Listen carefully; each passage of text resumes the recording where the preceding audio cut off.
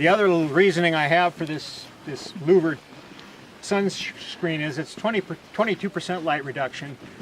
In the morning, there's no reduction of sunlight. Only in the afternoon, when the light's damaging, do we reduce the light. Stefano Musashi is a pretty smart guy. He's done work in Europe, and he tells me that it's a figment of my imagination, and that all the work he's done shows that shade cloth has no negative effects on photosynthesis, etc. It's counterintuitive to me, and on top of that, this is way cheaper than the alternatives. So this goes in for the fabric's $2,500. I ran the numbers yesterday, actually, the day before. Fabric was $2,500. The knickknacks, rope, hog rings, Nika presses, another $500, and the labor's about $500. Joe tells me that it takes 8 guys can do 10 rows a day putting it up from scratch. What happens is we just put the bundles down and run them up, run the wire up the fabric and lift the whole thing up, you know, a panel at a time on these rows. To take it out costs about $100, and to put it in costs about $200.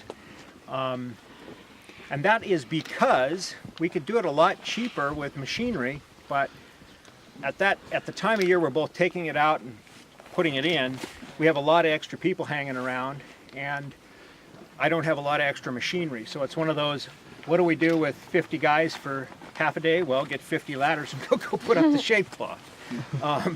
Instead of getting, you know, 3 platforms and dedicating, you know, 6 or 8 guys all harvest long to do it.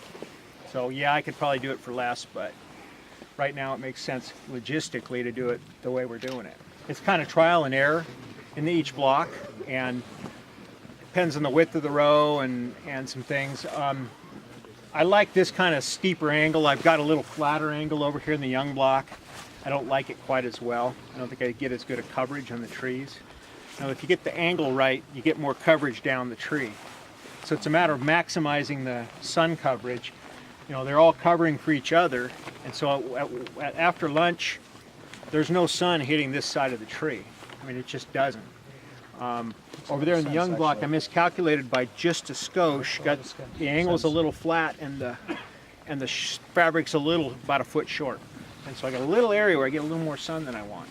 And I think I'm going to increase the angle a little bit this year, so that it doesn't hit it quite so directly.